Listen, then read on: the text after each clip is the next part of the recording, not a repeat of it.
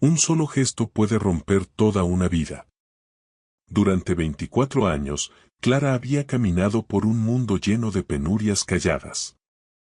Su existencia era un desfile de café tibio y delantales manchados. Durante 58 años, don Esteban había dominado ese mismo mundo. Su vida era una fortaleza de acero frío y negocios aún más fríos. Vivían en universos distintos que, por casualidad, compartían la misma ciudad hasta aquella noche de martes en el restaurante más exclusivo de la Ciudad de México. El millonario se remangó la camisa para ver su reloj de platino y la mesera lo vio. Una pequeña luna creciente perfecta, un lunar que ella solo había visto en una fotografía vieja y desvaída de un padre al que nunca conoció.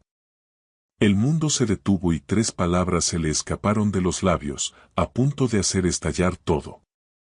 Señor, mi padre.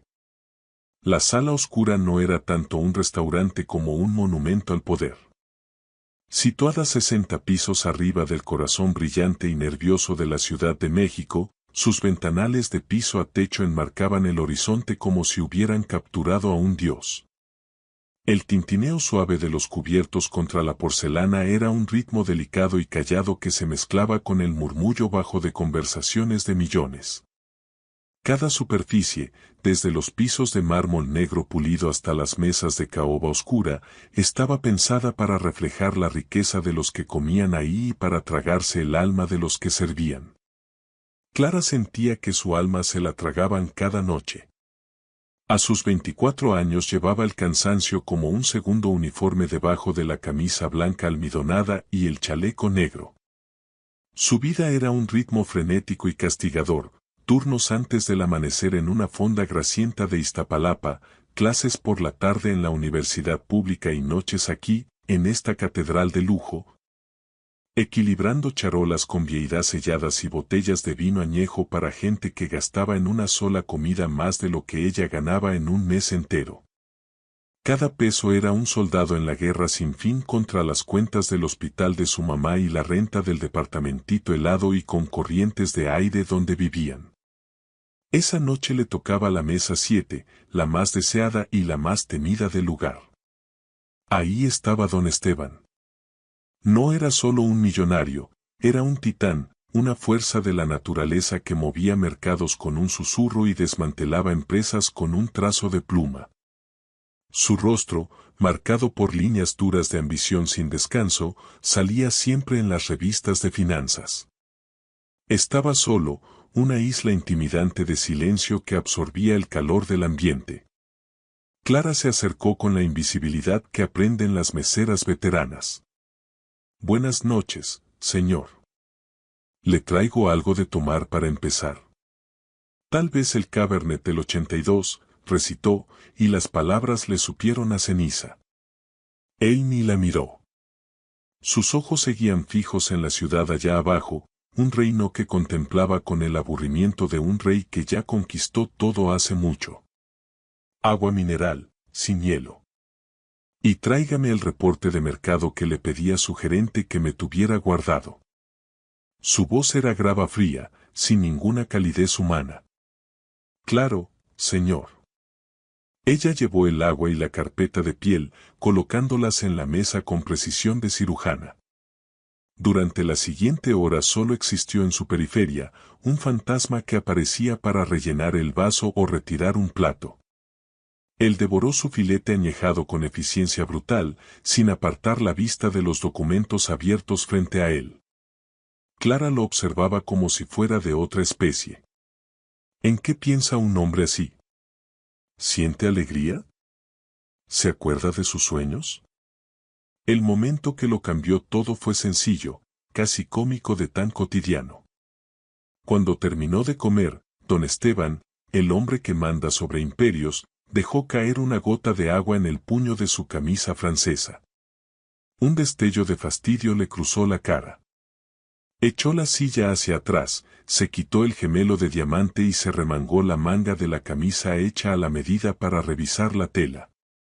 Y ahí estaba, en la piel pálida de la parte interior de su muñeca, contrastando con el vello oscuro, un lunar. No era una mancha cualquiera ni un lunar común. Era una forma, una luna creciente perfecta, del color del café con leche. Clara se quedó helada. La charola que llevaba, llena de platos sucios de la mesa de al lado, tembló en sus manos. Se le cortó la respiración. El muro que había construido entre sus dos vidas, la mesera agotada y la hija de un fantasma, se hizo polvo. En su cartera gastada, detrás de la credencial de la universidad, guardaba una fotografía. Era la única que tenía. Una mujer joven y sonriente con los mismos ojos que ella sostenía a una bebé envuelta en mantita. Al lado, el brazo de un hombre rodeaba los hombros de la mujer, su mano descansando sobre la pequeña. La cara del hombre quedaba fuera del cuadro, cortada por la torpeza de una cámara antigua. Pero en su muñeca, clarito, estaba esa misma marca, la luna creciente. Su mamá, doña Evelia, perdida ya en la niebla de una enfermedad cruel que le robaba los recuerdos pedacito a pedacito, solía recorrer esa forma en la foto con un dedo tembloroso. Tu papá, decía en sus días buenos. Se llamaba Esteban. Tenía la luna en la muñeca. Decía que un día me la iba a traer del cielo. Esteban, no Esteban con otro apellido. Pero la marca era idéntica. Una señal de la naturaleza, única e imposible de negar. El restaurante, la ciudad, el peso de la charola, todo se desvaneció. Solo quedaba el hombre de la mesa 7 y la posibilidad imposible y devastadora que le nacía en el pecho. El entrenamiento le gritaba que se callara, que desapareciera, que no molestara al depredador en su cueva. Pero la esperanza desesperada de una muchacha que creció con un hueco enorme donde debía estar un padre era una fuerza mucho más poderosa. Ella colocó la charola en un soporte cercano, con movimientos rígidos y casi mecánicos. Caminó de regreso a la mesa de él, el corazón latiéndole tan fuerte contra las costillas que parecía un pajarito atrapado. Él estaba firmando la cuenta, su firma un trazo rápido y furioso de tinta. Señor, susurró ella con voz temblorosa. Él no levantó la vista. Déjelo, señor, repitió un poco más fuerte esta vez, la voz quebrándosele. Perdón por molestarlo. Por fin él alzó la cabeza, sus ojos color pizarra fría se encontraron con los de ella por primera vez. No había ni un ápice de curiosidad en ellos. Solo veía a una sirvienta, una interrupción molesta. ¿Qué pasa?, preguntó seco. Ella tragó saliva, la garganta seca como arena. Señaló con un dedo tembloroso hacia la muñeca expuesta de él. Esa marca, respiró. El lunar que tiene en la muñeca. Él entrecerró los ojos con desconfianza. ¿Y qué con eso? Las palabras le pesaban en la boca como piedras afiladas. Mire, señor, logró decir, y la frase sonó ridículamente casual para la bomba que estaba a punto de soltar. Mi padre tenía el mismo lunar. Don Esteban la miró fijamente. El silencio que siguió fue total. No se rió. No hizo preguntas. Su rostro se convirtió en una máscara de piedra impenetrable, pero por una fracción de segundo algo cruzó sus ojos, sorpresa, confusión, fastidio. Luego todo se endureció en un desprecio puro y desdeñoso. ¿Esto es un intento de extorsión?, preguntó con voz peligrosamente suave. ¿Alguno de sus amigos que leen chismes le metió esta idea en la cabeza? ¿Cuánto quiere para desaparecer? La acusación fue como un golpe físico. Las lágrimas picaron en los ojos de Clara, nacidas de la humillación y del peso aplastante de su propia tontería. No, balbuceó. No, no es eso. Yo solo, tengo una foto. Mi mamá. No me interesa ni su mamá ni sus fotos, la cortó él, la voz como metal raspando piedra. Empezó a bajarse la manga, ocultando la marca como si fuera un secreto vergonzoso. Tiene 5 segundos para alejarse de mi mesa antes de que no solo la despidan, sino que la veten de todos los restaurantes de esta ciudad. Se puso de pie, imponente sobre ella. Dejó caer unos billetes de 100 pesos bien crujientes en la mesa, mucho más de lo que costaba la cuenta, pero no parecía propina, parecía un pago por su silencio, un insulto. No me vuelva a hablar nunca, dijo, dándole la espalda y saliendo del restaurante sin mirar atrás. Clara se quedó congelada. Toda la atención del lugar ahora estaba sobre ella. El gerente, un hombre siempre nervioso llamado don Raúl, ya venía caminando rápido hacia ella con cara de pánico. Sintió las miradas de los demás comensales, oyó sus murmullos juzgadores. La esperanza que había volado tan alto en su pecho minutos antes se había estrellado, dejando un vacío frío y doloroso. Había visto la marca. Había dicho su verdad y lo único que había pasado era su propia ruina profesional. El millonario se había ido y ella quedó sola entre los escombros. El sedán negro cortaba las calles mojadas por la lluvia de la Ciudad de México, un depredador silencioso en la selva urbana. Adentro, envuelto en el olor a cuero italiano y el ronroneo perfecto del motor, don Esteban miraba las luces borrosas de la ciudad. Pero no las veía de verdad. Veía el rostro de la mesera, asustada, sincera y completamente ridícula. Su reacción inicial había sido puro instinto de defensa.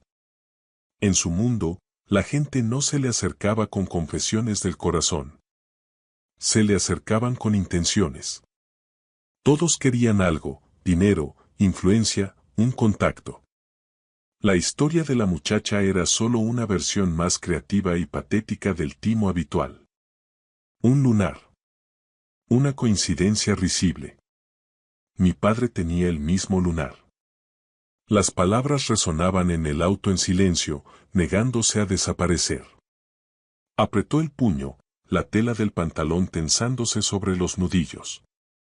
El desprecio había sido su escudo, pero ahora, en la soledad del coche, una grieta finísima apareció en su superficie.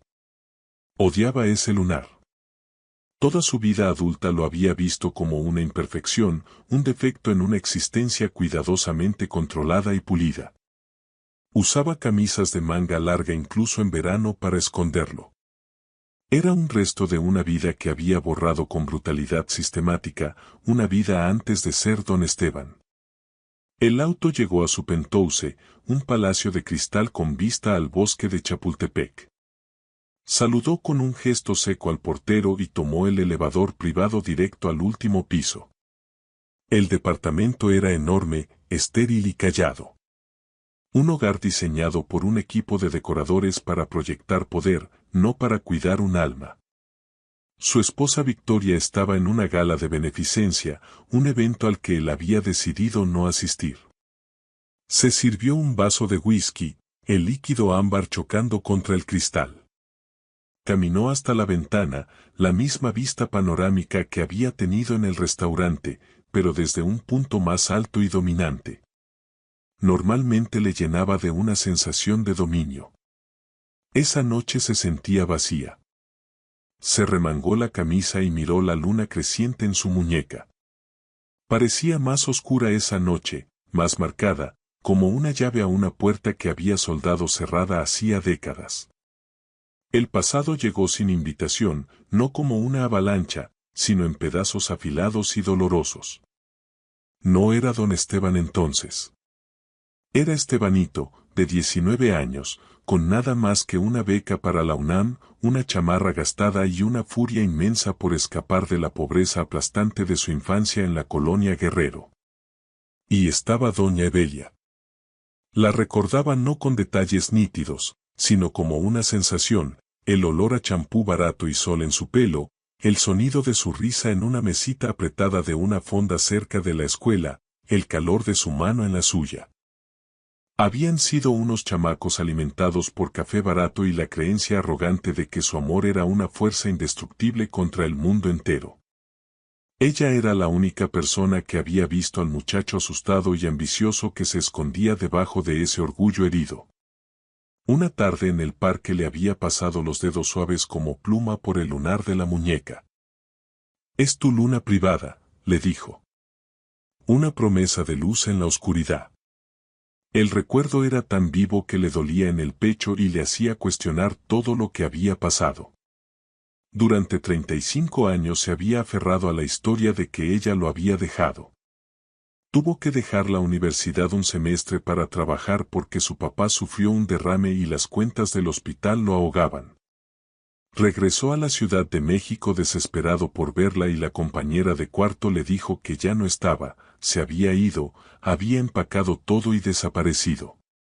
Le escribió cartas. Nunca contestó. Con el tiempo, el orgullo y el ardor de sentirse rechazado convirtieron su amor en cenizas. Llegó a la conclusión de que ella quería a alguien con mejores perspectivas, alguien que no fuera un caso de caridad. Esa traición se volvió el combustible de su ascenso. Cambió de nombre, se abrió paso a zarpazos en el mundo de las finanzas y enterró para siempre a Estebanito en lo más hondo de su corazón roto. Pero la mesera, Clara, tenía los ojos de doña Evelia. Golpeó el vaso contra la encimera de mármol, el ruido rompió el silencio. «Es un fraude», gruñó al cuarto vacío. «Tiene que serlo». Pero la semilla de la duda ya estaba plantada. Era una mala hierba venenosa que empezaba a enredar las raíces en los cimientos de la vida que tanto trabajo le había costado construir. A la mañana siguiente mandó llamar a su abogado a la oficina. Don Arturo era un hombre tan preciso y sin color como los documentos legales que redactaba. Llevaba 30 años con él, el arquitecto fiel de todas sus murallas jurídicas. «Tengo una situación delicada», empezó don Esteban, caminando de un lado a otro mientras la ciudad se extendía a sus pies. Don Arturo escuchó sin inmutarse mientras él contaba lo del restaurante, quitándole todo el peso emocional y presentándolo como una posible amenaza a la seguridad. Una muchacha joven, mesera, se me acercó. Hizo una reclamación de parentesco basada en una marca distintiva. Es un intento evidente de sacarme dinero. Y quiere que lo haga desaparecer, dijo don Arturo más como afirmación que como pregunta. Una carta de cese y desistimiento, un arreglo discreto con acuerdo de confidencialidad. Quiero que averigües quién es, dijo don Esteban, la voz más cortante de lo que pretendía. Se llama Clara. Averigua todo, dónde vive, quién es su madre, de dónde viene. Quiero saber con qué estoy lidiando. Quiero tener ventaja. Don Arturo anotó en su libreta. Considéreme en ello. Tendremos un expediente de ella antes de que termine el día. Seguramente sea una estafadora de poca monta con historial de reclamos molestos. Bien, dijo don Esteban, pero la palabra sonó hueca. Cuando don Arturo salió, don Esteban se acercó al cuadro minimalista que ocultaba la caja fuerte en la pared. Marcó la combinación con dedos sorprendentemente tiesos. Adentro, debajo de bonos al portador y escrituras de propiedades, había una cajita de madera gastada. No la había abierto en más de 30 años. Levantó la tapa. Dentro solo había una fotografía arrugada, un joven Estebanito sonriendo, el brazo alrededor de una doña Evelia que reía a carcajadas. Y un medalloncito barato de plata que ella le había regalado con una luna creciente mal grabada. Miró la foto de la mujer que había amado, la que lo había destrozado. Luego pensó en la mesera, en sus ojos desesperados y suplicantes. Ojos que eran un eco exacto de los de la fotografía. La duda ya no era una semilla, era algo vivo que respiraba y lo estaba desgarrando por dentro. Había construido su imperio sobre la roca firme de esa traición. ¿Y si esa roca era solo arena? ¿Y si durante 35 años había estado equivocado? El pensamiento era más terrorífico que cualquier caída de la bolsa o compra hostil que hubiera enfrentado en su vida. El despido fue tan rápido e impersonal como una guillotina. Don Raúl lo llamó a su oficina a la mañana siguiente, sin mirarla a los ojos mientras deslizaba un sobre rosa pálido sobre el escritorio. Lo siento, Clara, dijo con ese tono falso de quien solo cumple órdenes. Tenemos un estándar de conducta. El señor es nuestro cliente más importante. Hubo un incidente reportado. Tengo las manos atadas. Solo hice una pregunta, dijo ella con voz chiquita. La pelea se le había acabado la noche anterior, reemplazada por un miedo frío y agudo. Para un hombre como él, una pregunta de alguien como tú es una acusación. Es acoso, respondió don Raúl, dejando flotar en el aire la diferencia de clases sin disimulo. Tu último pago está en el sobre. Por favor, vacía tu casillero. Salió de esa sala oscura por última vez, el sol de la mañana le pegaba duro y extraño en la cara. Perder ese trabajo era catastrófico.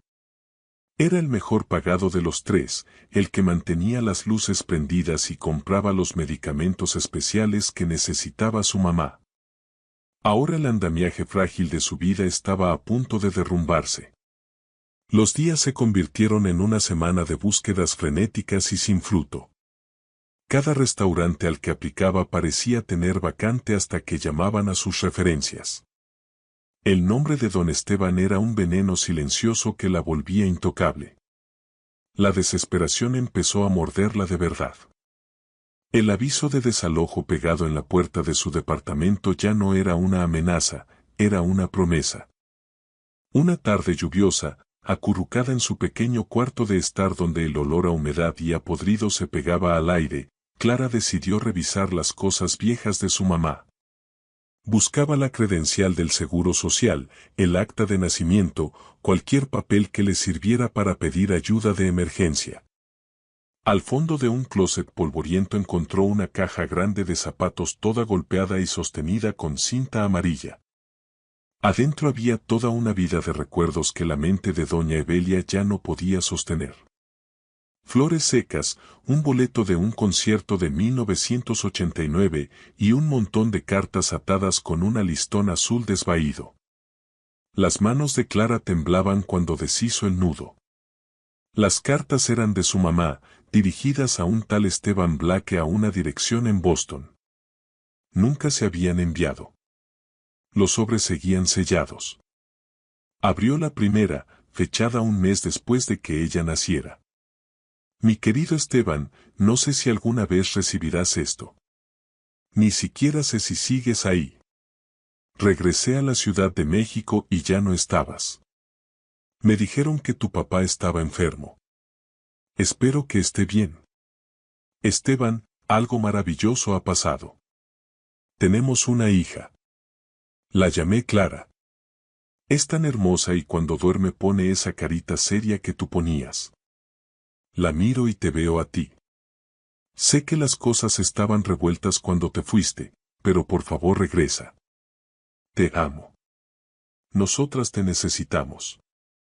Clara siguió leyendo, carta tras carta, un relato de esperanza que se iba apagando hasta volverse desesperación.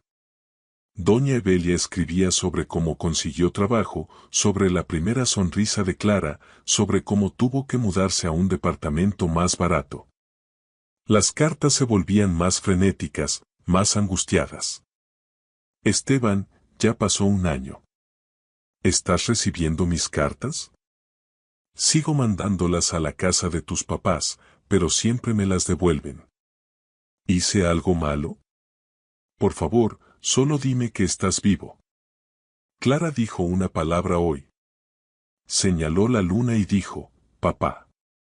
Se me está rompiendo el corazón. La última carta era de 2 años después. La letra temblorosa, manchada con lo que parecían lágrimas. Tengo que parar. Ya no puedo seguir así. Tengo que creer que te fuiste por una razón. Que no nos quisiste. Es la única forma en que puedo seguir adelante por ella. Siempre amaré al muchacho que me prometió la luna, pero tengo que dejarlo ir. Adiós, Esteban. Al fondo de la caja estaba la fotografía original, la misma de la que ella llevaba una copia. En el reverso, con la letra elegante de su mamá, decía, Esteban y Evelia, Bosque de Chapultepec, 1988, el día que me dio el medallón. Clara se sentó en el piso, las cartas desparramadas a su alrededor, y lloró. Lloró por el corazón roto de su mamá, por los años de lucha, por el padre que parecía haberse esfumado. Don Esteban era Esteban Blaque. El tiempo, la historia, la marca, todo encajaba. No solo se había ido. Se había borrado a sí mismo, cambiado de nombre y construido un mundo nuevo sobre las cenizas del viejo, dejándolas a ellas atrás para que se quemaran. La humillación que sintió en el restaurante se convirtió en una rabia fría y dura. Esto no era por su dinero. Era por la verdad. Era por toda una vida de dolor que él había causado. Mientras tanto, en una oficina elegante y anónima en Polanco, doña Genoveva Reed miraba la pantalla de su computadora. Era investigadora privada, de las mejores de la ciudad. Sus clientes eran los ultrarricos y su moneda era la discreción y el chisme sucio. La petición de don Esteban, filtrada a través de su abogado don Arturo, era típica, investigar una posible molestia. Pero mientras doña Genoveva empezaba a escarbar, la palabra, molestia, le parecía cada vez más insuficiente. Clara era limpia, impecable. Sin antecedentes penales, sin historial de estafas, casi sin presencia en redes sociales, solo un rastro de trabajo duro y mala suerte. La verdadera historia empezó cuando investigó a la mamá de Clara, doña Evelia. La encontró en un asilo estatal en Iztacalco, un lugar que olía a desinfectante y a tristeza. El diagnóstico era demencia frontotemporal, agresiva y avanzada.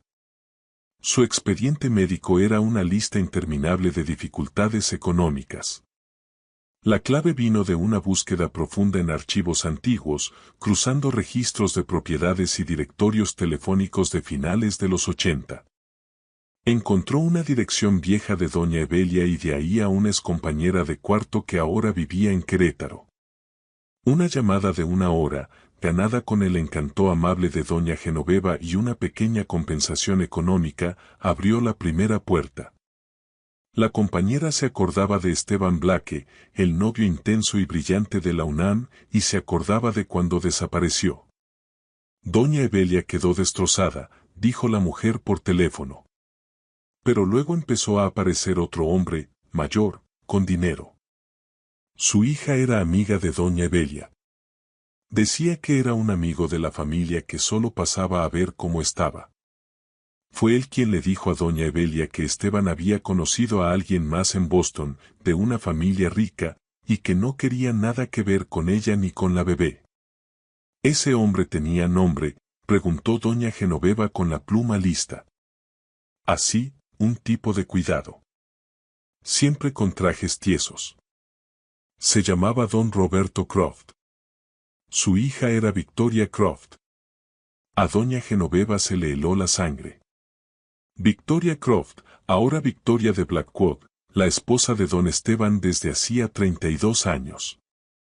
Las piezas empezaron a encajar con una velocidad aterradora. Doña Genoveva cambió el enfoque de Clara a Victoria. Sacó registros financieros, historias familiares, cronologías.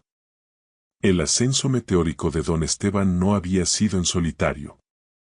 Su primera gran inversión, la que lanzó su carrera, vino de un fondo semilla manejado por empresas Croft. Se había casado con la hija del jefe. La pieza final del rompecabezas fue la más difícil de conseguir. Tuvo que entrar a los archivos digitalizados de un servicio de reenvío de correo que ya no existía y sobornar a un cartero jubilado. Pero lo encontró. Un registro de docenas de cartas dirigidas a Esteban Blaque en la dirección familiar de Boston. Todas devueltas al remitente. Y luego apareció un cambio de servicio de correo firmado y pagado por don Roberto Croft. con instrucciones de que cualquier correspondencia futura proveniente de la dirección de doña Evelia Jenkins fuera redirigida a un apartado postal que cerró un año después. Las cartas fueron interceptadas. Todas ellas. Doña Genoveva se recargó en su silla, la imagen completa y monstruosa tomando forma por fin. Esto no era una coincidencia ni un engaño barato. Era una conspiración, un engaño de décadas orquestado por la esposa de don Esteban y su suegro. No solo se habían beneficiado de la desaparición de Esteban Blake, la habían fabricado. Habían enterrado al muchacho, habían silenciado a doña Evelia y habían construido un imperio encima de sus mentiras. Tomó el teléfono para llamar a don Arturo. «No vas a creer esto», dijo con voz grave. «No se trata de la mesera. Se trata de la esposa». Don Arturo escuchó el informe de doña Genoveva en su oficina a prueba de sonidos. El horizonte gris y callado era testigo mientras ella exponía la cronología, las cartas interceptadas, las mentiras contadas tanto al joven Esteban Blake como a una Evelia embarazada. La inversión oportuna de don Roberto Croft. Don Arturo sintió un frío profundo que nada tenía que ver con el aire acondicionado. Llevaba 3 décadas sirviendo a don Esteban, admirando su genio implacable y su capacidad para reinventarse sin piedad. Ahora descubría que los cimientos mismos de la vida de su cliente eran una mentira minuciosamente elaborada. Colgó el teléfono y se quedó en silencio mucho rato. El informe demoledor sobre su escritorio parecía radiactivo. Su deber era proteger a don Esteban, pero ¿qué significaba eso ahora? Protegerlo de una mesera supuesta cazafortunas era una cosa. Protegerlo de la verdad de su propio matrimonio, de la mujer que dormía en su cama, era algo completamente distinto. Era un ataque desde dentro de la fortaleza. Sabía que no podía ocultarlo. Don Esteban no era hombre que tolerara ser manejado, y la verdad, por destructiva que fuera, era una variable que había que controlar. Tomó el teléfono y marcó la línea privada de don Esteban. «Tengo el informe sobre la muchacha Jenkins», dijo con voz cuidadosamente neutra. «Pero es complicado. Necesitas verlo en persona». Don Esteban llegó a la oficina de abogados en menos de una hora. Traía consigo su aura habitual de autoridad impaciente, pero don Arturo podía ver la tensión alrededor de sus ojos, el apretón sutil en la mandíbula. La semilla de la duda ya le estaba cobrando factura. Entonces, exigió don Esteban sin saludos ni rodeos mientras se sentaba frente al escritorio. ¿Es una fraude? Don Arturo deslizó el expediente sobre la madera pulida. No es una fraude, Esteban. Es muy probable que sea tu hija. El rostro de don Esteban se mantuvo impasible, pero un músculo se tensó en su mejilla. Abrió el expediente. Vio copias del acta de nacimiento de Clara, donde el padre aparecía como desconocido. Vio registros de su vida de lucha constante, los trabajos, los préstamos estudiantiles, la deuda médica creciente por los cuidados de su mamá, doña Evelia. Vio una foto de doña Evelia tomada la semana pasada en el asilo. La muchacha vibrante de sus recuerdos ya no estaba, en su lugar había una mujer frágil, de ojos hundidos, perdida en los estragos del tiempo y la enfermedad. Un dolor agudo y punzante le atravesó el pecho. Luego llegó al resumen de doña Genoveva sobre el engaño. Leyó sobre la intervención de don Roberto Croft, sobre las mentiras que le contaron a doña Evelia. Vio la documentación del cambio de correo, un registro burocrático frío de una traición que cambió vidas. Finalmente vio el nombre, Victoria Croft. Su esposa, atada de forma irremediable a todo el esquema. El silencio en la habitación se estiró tenso y delgado. Don Esteban leyó la última página, luego la volvió a leer, su mente luchando por procesar la magnitud de la traición. Había construido su mundo sobre la creencia de que doña Evelia lo había abandonado, ese dolor había sido el motor de su ambición, la justificación de su crueldad. Se había convertido en don Esteban porque creía que el amor era una transacción y la confianza era para tontos. Ahora él era el tonto. Cerró el expediente despacio, con movimientos deliberados, casi antinaturalmente calmados. Ella lo sabía, dijo con voz plana, una cosa callada y mortal. Victoria. Lo supo todo el tiempo. Así parece, respondió don Arturo en voz baja. Su padre le dijo a Evelia que tú habías seguido adelante. Es probable que a ti te haya contado una historia parecida sobre ella. Don Esteban recordó que estaba hecho trizas, trabajando en 2 empleos en Boston mientras su papá se apagaba en una cama de hospital. Don Roberto Croft, el padre imponente de su novia Victoria, lo había invitado a tomar una copa. Había sido amable, paternal. Le dijo que tenía un amigo en la Ciudad de México que había oído que doña Evelia andaba con un hombre nuevo, alguien con dinero. Lo dijo con simpatía, aconsejándole al joven Esteban que la olvidara y se enfocara en su futuro, un futuro que Roberto y Victoria podían ayudarle a construir. Había sido el último clavo en el ataúd de su esperanza. La calma en el rostro de don Esteban se rompió al fin. Se puso de pie y barrió con el brazo todo el escritorio de don Arturo, papeles, una lámpara y una jarra de agua se estrellaron contra el piso. El ruido fue explosivo en el cuarto silencioso. 35 años, rugió, la voz cruda con un dolor que no se había permitido sentir en décadas. 35 años de mi vida. Mi hija, tengo una hija que ha luchado por todo mientras yo. No pudo terminar la frase. La enormidad lo asfixiaba. Su hija había estado sirviéndole mesas, y él la había amenazado, la había humillado. Miró a don Arturo con ojos que ardían de un fuego frío y aterrador. ¿Dónde está? En una gala de la Fundación para la Salud Infantil, respondió don Arturo, anticipando ya la pregunta. En el Museo de Antropología. Don Esteban dio media vuelta y salió de la oficina sin decir una palabra más. Don Arturo lo vio irse, sabiendo que estaba a punto de presenciar la demolición controlada del Imperio Blackwood. No fue por una caída de la bolsa, sino por el poder simple y devastador de la verdad. Don Esteban no solo iba a confrontar a su esposa, iba a declarar la guerra a la mentira misma sobre la que había construido toda su vida. La gala de beneficencia era un cuadro brillante de la élite de la Ciudad de México. Las arañas de cristal arrojaban un resplandor dorado sobre mujeres con vestidos de diseñador y hombres con smokings a la medida. El aire estaba cargado del aroma de perfumes caros y del sonido de risas fingidas. Doña Victoria se movía entre todo eso como una reina en su corte, regia, elegante y perfectamente compuesta. Era la encarnación del dinero viejo y del estatus intocable. Estaba recibiendo un premio en nombre de la Fundación Blackwood, el brazo filantrópico de su imperio que les pulía la imagen pública.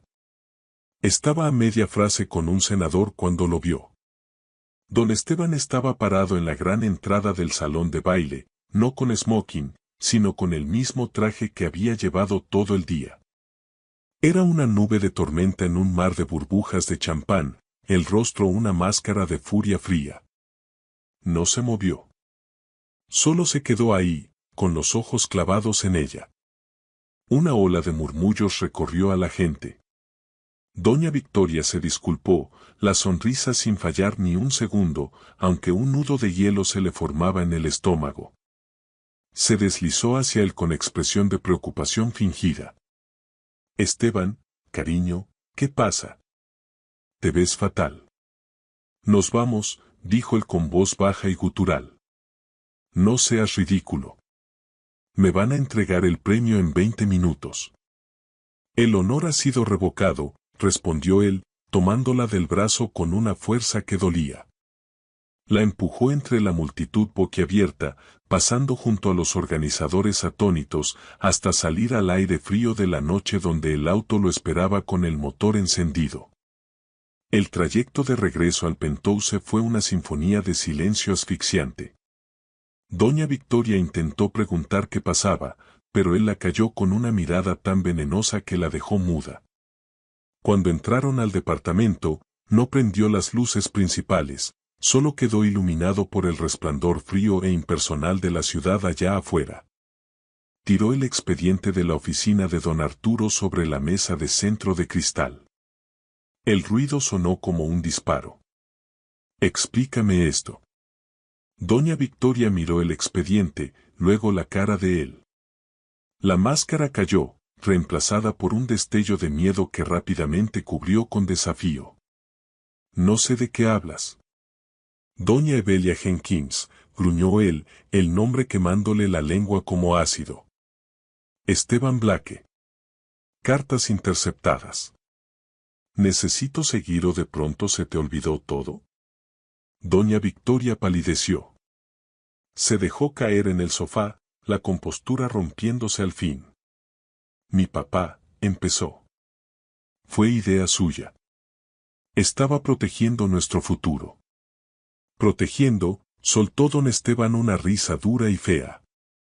¿A esto le llamas proteger? Construiste toda nuestra vida sobre un cimiento de mentiras. Me dejaste creer que ella me abandonó. Me dejaste creer que no tenía una hija. Ella no era nadie, replicó doña Victoria con voz aguda y defensiva. Una estudiante pobre de la nada. Hubiera sido un ancla que te hundía, que te impedía llegar a lo que estabas destinado a ser. Mi papá vio tu potencial. Yo lo vi. Te dimos el mundo. Tú me robaste mi mundo, rugió él, la voz resonando en la habitación enorme. Me robaste a mi hija. ¿Alguna vez pensaste qué les pasó a ellas? En 32 años de matrimonio sentiste aunque sea un poquito de culpa mientras lucías tus joyas y planeabas tus fiestas, sabiendo que mi hija andaba por ahí luchando por sobrevivir. Ella no era tu hija de ninguna forma que importara, insistió doña Victoria poniéndose de pie, el miedo convirtiéndose en la indignación justa de los privilegiados. Era la consecuencia de un romance tonto de juventud. Nosotros te convertimos en don Esteban. Ese nombre, esta vida, se lo debes todo a mí y a mi papá. Ese fue el momento en que se quebró. La furia fría se disolvió en una herida profunda y abierta de dolor. Mi nombre, susurró con la voz rota, era Esteban Blake, y creo que él era mejor hombre que este. La miró de verdad por primera vez en años y no vio a una compañera, sino a un parásito, a una mujer cuyo amor no era un regalo, sino una jaula bañada en oro. Sal de aquí, dijo con voz callada pero absoluta. ¿Qué? Empaca una maleta. Llama a tu abogado. Quiero que te hayas ido de mi casa para la mañana. El matrimonio se acabó. No puedes hablar en serio, soltó ella con una risa nerviosa, aunque el pánico se le notaba en los ojos. Esteban, piensa en el escándalo. En los negocios. Los negocios son míos, dijo él con una frialdad definitiva. Las mentiras eran tuyas. Sal. Le dio la espalda y caminó hacia la ventana, dejándola sola entre los escombros de su vida. En ese mismo instante, al otro lado de la ciudad, en el triste asilo de Iztacalco, Clara estaba sentada junto a la cama de su mamá. El aviso de desalojo pesaba como plomo en su bolsillo. Había ido a despedirse, a decirle que tendrían que mudarse, aunque sabía que las palabras probablemente no se entenderían. Doña Evelia estaba teniendo una tarde rara y lúcida. La niebla en sus ojos se había disipado un poco y miró a Clara con un brillo de reconocimiento. Mi niña querida, susurró doña Evelia, su mano delgada como garra de pajarito buscando la de Clara. Te ves tan cansada. Las lágrimas se asomaron a los ojos de Clara. Estoy bien, mamá. Estaba soñando, dijo doña Evelia, la mirada perdida hacia la ventana. Con el parque y Esteban. El corazón de Clara se apretó. Se acercó más. ¿Qué soñaste, mamá? Me dio un medalloncito, murmuró con una sonrisa tenue rozándole los labios, con una luna encima. Dijo que él también tenía una. Una de verdad que le regaló un ángel. Prometió. Prometió que siempre regresaría. Sus ojos se enfocaron de pronto en Clara con una intensidad sorprendente y clara. La luna creciente. ¿La encontraste? La pregunta, tan directa y lúcida, rompió lo último que quedaba de la compostura de Clara. Empezó a sollozar, apoyando la cabeza en el colchón delgado mientras la mano frágil de su mamá le acariciaba el pelo. Está bien, mi amor, susurró doña Evelia, su mente empezando a vagar otra vez. La luna siempre regresa, hasta después de la noche más oscura. En ese instante, sosteniendo la mano de su mamá, Clara supo que tenía que hacer. Ya no se trataba de un millonario que la había lastimado. Se trataba de darle a su mamá un último pedacito de paz. Se trataba de mostrarle a un hombre llamado Esteban Blake lo que realmente había perdido. No una fortuna ni un imperio, sino el amor sencillo e irreemplazable de la mujer que todavía soñaba con él después de tantos años. Don Esteban manejó por la noche, las luces de la ciudad un borrón sin sentido. Doña Victoria ya se había ido, un fantasma que sus abogados empezaban a exorcizar. El Penthouse se sentía como una tumba. Había pasado las últimas horas con don Arturo, poniendo en marcha la maquinaria implacable de un divorcio que sería brutal y rápido. Pero nada de eso importaba. Ahora tenía un solo objetivo. Tenía la dirección de Clara, un edificio viejo y descuidado en Iztapalapa, cortesía del expediente de doña Genoveva. Era una parte de la ciudad en la que no había puesto un pie en décadas. Cuando estacionó su Bentley en la calle agrietada y llena de basura, sintió que llegaba a un país extraño. Se veía fuera de lugar, un tiburón en una pecera, y lo sabía. Encontró el número del departamento, 3B. La puerta era delgada, la pintura descascarada. Se oía un llanto suave desde adentro. Por un momento, el titán de los negocios dudó. ¿Qué podía decir? Lo siento. La familia de mi esposa conspiró para arruinar la vida de tu mamá y robarte de mí, y yo fui demasiado ciego y arrogante para mirar atrás alguna vez. Tocó. El golpe sonó demasiado fuerte en el pasillo oscuro y silencioso. El llanto paró. Después de un rato largo, la puerta se abrió apenas, retenida por una cadena. Clara miró por la rendija, los ojos enrojecidos e hinchados. Al verlo, su cara pasó por una ráfaga rápida de emociones, sorpresa, miedo y luego un destello de rabia pura y sin filtros. ¿Qué quiere?, preguntó con voz ronca. Clara, empezó él, el nombre sintiéndose extraño y precioso a la vez. ¿Puedo, por favor, puedo pasar?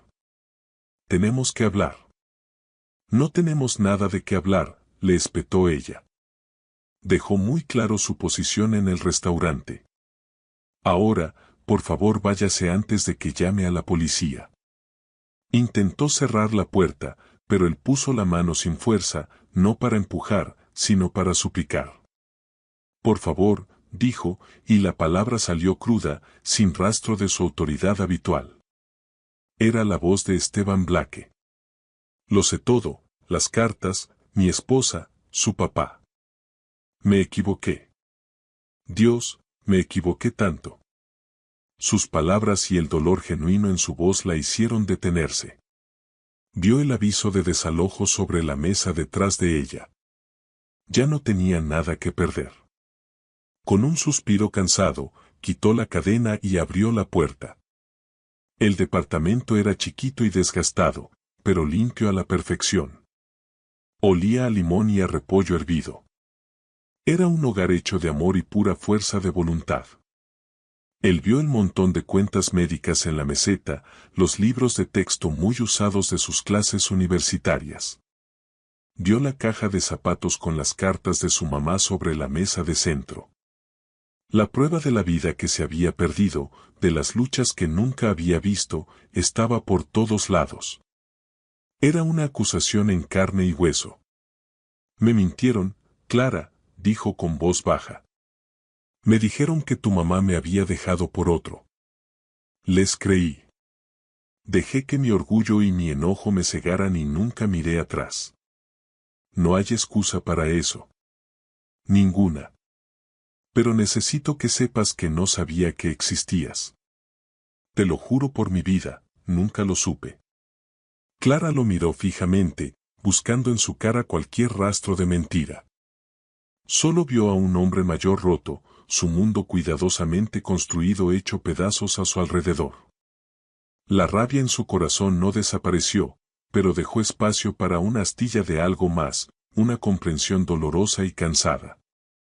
Está enferma, dijo ella sin emoción. Mi mamá. Tiene demencia. La mayoría de los días apenas sabe quién soy. Don Esteban se estremeció como si lo hubieran golpeado. Lo sé por el informe. ¿Dónde está? En un asilo en Iztacalco. De los que pagas cuando no tienes nada. Él dio un paso más cerca. Llévame con ella, dijo con la voz cargada de emoción. Por favor, necesito verla. El trayecto al asilo fue tan silencioso y pesado como el que había compartido con doña Victoria. Pero este silencio estaba lleno del peso de un dolor callado, no de ira. Clara dio indicaciones en voz monótona, la mirada fija en la ventana. Llegaron al lugar después de horas de visita, pero una llamada de don Arturo al director, con la promesa tácita de una donación generosa, les abrió el camino. Los pasillos estaban mal iluminados, el aire olía a estéril. Encontraron la habitación de doña Evelia al final de un corredor largo. Estaba dormida, la respiración superficial. La luz de la luna entraba por la ventana y caía sobre su cara, haciéndola ver frágil y etérea. Don Esteban se detuvo en el umbral, la mano aferrada al marco. Esa mujer débil era la muchacha vibrante y risueña de sus recuerdos. El abismo de 35 años nunca le había parecido tan vasto ni tan cruel. Caminó despacio hasta la cama de ella. Clara se quedó atrás observándolo. Extendió una mano temblorosa, dudó un instante antes de tocarle suavemente el cabello. Al sentir el roce, los ojos de doña Evelia se abrieron despacio. Estaban nublados, sin enfoque. Lo miró sin reconocerlo. Evelia, susurró él con la voz quebrada. Soy yo. Soy Esteban. La mirada siguió distante, como si lo atravesara. El dolor le cruzó la cara a don Esteban. Había llegado demasiado tarde. La mujer que había amado ya no estaba, atrapada en su propia mente. Se dejó caer en la silla junto a la cama, los hombros hundidos en derrota. Tomó su mano frágil entre las suyas. Lo siento tanto, murmuró mientras las lágrimas le corrían por la cara, las primeras que derramaba desde que era muchacho. Lo siento tanto. Debí haber regresado. Debí haber luchado por ti. Mientras hablaba, giró la mano sin darse cuenta y la piel pálida de su muñeca atrapó la luz de la luna. La luna creciente quedó claramente visible. Los ojos nublados de doña Evelia se enfocaron de repente. Bajó la mirada de su rostro a la muñeca. Sus dedos, sorprendentemente fuertes, se apretaron contra los de él. Un destello de memoria brilló en lo profundo de sus ojos. Esteban, susurró con voz seca y rasposa, pero clara. Regresaste. Una sonrisa tenue y hermosa le rozó los labios. Agarraste la luna para mí. Le apretó la mano, los ojos fijos en los suyos. Un instante de reconocimiento puro y absoluto que cruzó el desierto árido de su enfermedad. Luego, tan rápido como llegó, la luz se apagó. Los ojos se nublaron otra vez y la mano se aflojó en la suya, pero la sonrisa se quedó. Don Esteban se quedó ahí sosteniéndole la mano, el cuerpo temblando con sollozos silenciosos. Le habían dado un regalo, un momento de gracia, un instante donde el pasado y el presente se encontraron, y fue perdonado. Clara observaba desde el umbral, las lágrimas rodándole por las mejillas. Ya no se trataba de dinero ni de venganza. Se trataba de cerrar un círculo de dolor que había durado décadas. En esa habitación callada y estéril, entre los restos de 3 vidas, un padre y una hija por fin se conocieron de verdad por primera vez. La prueba de ADN que don Arturo ya había arreglado ahora era solo un trámite. La verdad estaba ahí, en ese cuarto, en el espacio entre la sonrisa de una mujer dormida y las lágrimas de un hombre roto. Las semanas que siguieron fueron un torbellino de cambios, tan rápidos y decididos como una de las compras corporativas de don Esteban, pero impulsados por un propósito que no había sentido en años. Trasladaron a doña Evelia del asilo de Iztacalco a una clínica privada de primer nivel para enfermedades neurológicas en las afueras de la Ciudad de México. Don Esteban no escatimó en gastos, contrató a los mejores médicos, terapeutas y especialistas. Los momentos de lucidez seguían siendo fugaces y raros, pero por primera vez su comodidad y dignidad estaban aseguradas.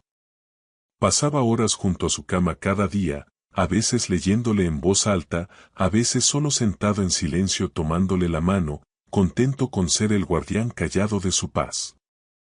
Reconoció formalmente a Clara como su hija. No hubo arreglo discreto ni acuerdo en silencio. Convocó una conferencia de prensa, un movimiento que dejó atónito al mundo de las finanzas y horrorizó al círculo social de su pronto exesposa. Parado frente a las cámaras, no era el implacable don Esteban, sino un hombre humillado. Contó una versión editada pero honesta, un amor perdido, un malentendido terrible y el reciente descubrimiento de una hija que nunca supo que tenía. Presentó a Clara a su lado, serena y firme, aguantando el escrutinio con una fuerza que lo hizo sentir más orgulloso que cualquier negocio millonario. La vida de Clara cambió de la noche a la mañana, pero no como en un cuento de hadas. No se mudó al penthouse ni se fue de compras desenfrenadas. Insistió en terminar su semestre en la universidad pública. El aviso de desalojo quedó en el pasado. Las cuentas médicas de su mamá desaparecieron, pero ella estaba decidida a construir su vida a su manera, no solo como una extensión de la de él. La relación entre ellos era algo delicado y frágil, dando sus primeros pasos tentativos. No hubo momentos grandiosos de película. Su vínculo se fue tejiendo en los espacios pequeños y callados. Se encontraban a tomar café cerca del campus, el millonario sentado torpemente en una silla de plástico escuchándola hablar de sus clases. Caminaban por el bosque de Chapultepec, el mismo parque donde él había cortejado a su mamá, y ella le contaba historias de doña Evelia, llenando el hueco de 35 años con anécdotas de una mujer que ahora solo conocía a través de la niebla de la enfermedad. Él aprendió de su resiliencia, de su independencia feroz, de su compasión callada. Ella conoció al muchacho impulsado y herido que había sido, al Esteban que todavía vivía debajo de la armadura de don Esteban. Encontraron terreno común no en el presente, sino en el pasado, en el amor compartido por doña Evelia. El divorcio de doña Victoria fue quirúrgico, preciso y devastadoramente efectivo. Despojada del apellido Blackwood y de una buena parte de su fortuna por el acuerdo prenupcial que don Arturo había redactado con visión profética, se convirtió en una paria social. Un ejemplo vivo de que el dinero no compra inmunidad ante las consecuencias. Una tarde fresca de otoño, don Esteban y Clara estaban en el balcón de la nueva fundación que él había creado con el nombre de doña Evelia, dedicada a financiar investigaciones sobre enfermedades neurológicas y a apoyar a familias de escasos recursos con parientes enfermos. A ella le hubiera encantado esto, dijo Clara mirando hacia la ciudad. Lo sé, respondió don Esteban con voz suave. Ella siempre fue la que quería arreglar las cosas. Se volvió hacia Clara, y una sonrisa rara y sincera le rozó los labios. Tú te pareces mucho a ella.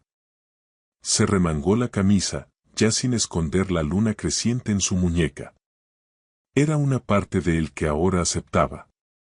Un mapa que, contra todo pronóstico, lo había llevado de regreso a casa. No puedo recuperar los años que perdimos, Clara, dijo con la voz cargada de un remordimiento que probablemente nunca se iría del todo.